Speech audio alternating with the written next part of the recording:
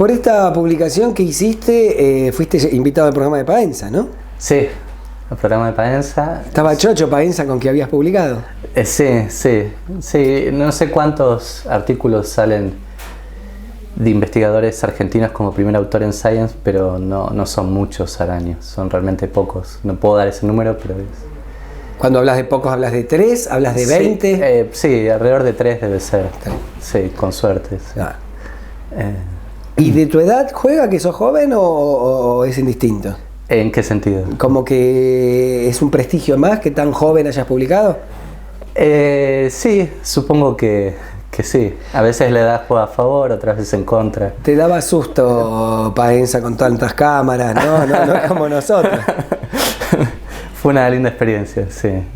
Estuvo buena. Y además me gusta mucho lo que hace Paenza, lo que hacen ustedes. Creo que es muy importante y es parte también de nuestro deber explicar y demostrar por qué la sociedad nos tiene que pagar un sueldo, ¿no? Es decir, por qué es importante lo que hacemos, cómo contribuye a la sociedad. La legitimación social. Exactamente. Que parece que les cuesta entenderlo, les cuesta mucho a los científicos hablar.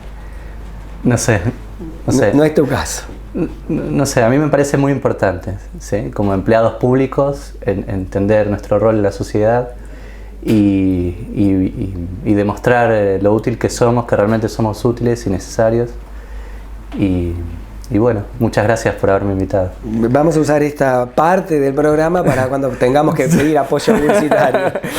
Vamos a poner un científico que publicó en Science. Contame de tu trabajo, me decías, ¿son insectos? ¿Qué insectos? Principalmente abejas. Hay 20.000 especies de abejas aproximadamente en el mundo. 20.000 especies distintas. Distintas de abejas. ¿Que no se pueden cruzar unas con otras? Exactamente, que no se pueden cruzar.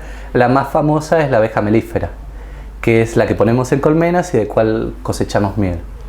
Y entonces en muchos lugares del mundo estas abejas, y no solamente abejas, pero sino también mariposas, escarabajos, moscas o parientes de las moscas, están desapareciendo de estos paisajes agrícolas. Y el paradigma actual decía que si bien estos insectos podrían promover la producción, ese beneficio que podrían traer estos insectos silvestres que viven libremente, es decir, que nadie los cría, que viven libremente en estos ambientes, que el beneficio que estos insectos traían podría ser reemplazado fácilmente trayendo muchas colmenas de la abeja melífera.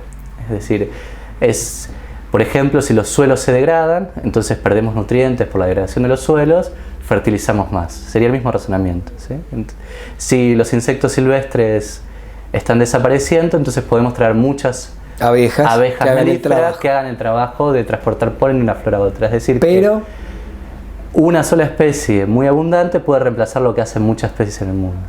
Y lo que nosotros encontramos era que no fue así. Es decir, que las comunidades de insectos silvestres que viven tal vez en bordes alambrados o que dependen de las malezas, que esas comunidades de insectos silvestres son doblemente más eficientes en cuanto a su promoción, en cuanto a la promoción de frutos y semillas en 41 regiones del mundo. Doblemente. Que las abejas. Que las abejas melíferas. Y que lo que hacen estos insectos silvestres no puede ser reemplazado por las abejas melíferas. Es decir, que por más que pongamos muchas abejas de una especie, esas no hacen lo que hacen todas estas especies distintas de insectos. Por la diversidad, imagino.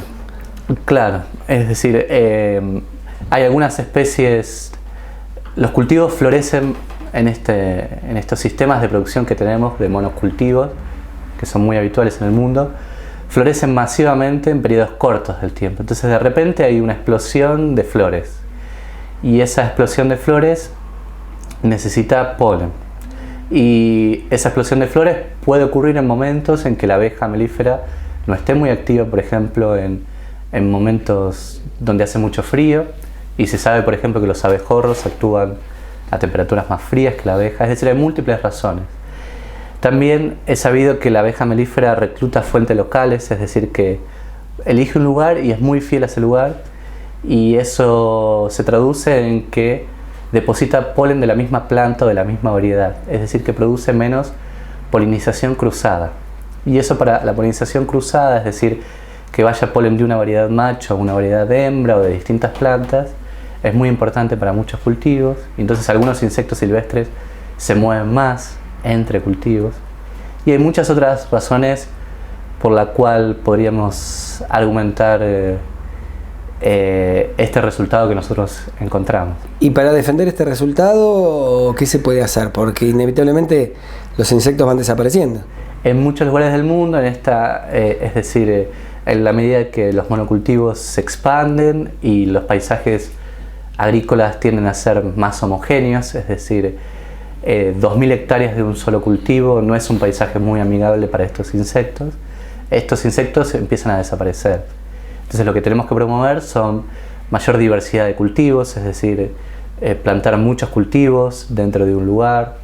También prestar la atención, a veces en los bordes de alambrado viven malezas, que esas malezas se piensa que no tienen ninguna utilidad, pero en esos lugares no se pasan máquinas, entonces muchos de estos insectos silvestres pueden anidar, porque muchos de estos anidan en el suelo. Además, cuando estos monocultivos termina la floración, y entonces los insectos necesitan seguir viviendo, necesitan flores, porque las flores obtienen sus recursos, y estas malezas proveen flores a lo largo del año. Y hay un montón de prácticas en ese sentido de diversificar la producción, mantener estos bordes de alambrados con muchas herbáceas que florecen, mantener algunos remanentes naturales o seminaturales. Eso en algunos países del mundo ya está instaurado legalmente. Por ejemplo, en Brasil existe lo que se llama la reserva legal, que los campos agrícolas tienen que dejar distintos porcentajes de su superficie como reserva de hábitat natural o seminatural. Dependiendo en qué ambiente, esos porcentajes, qué ambiente de Brasil están, esos porcentajes son mayores o menores, es decir, si uno está en el Amazonas, uno tiene que dejar un alto porcentaje de su chacra sin producir, es decir, para preservar el ambiente natural, si está en el cerrado menos, etc.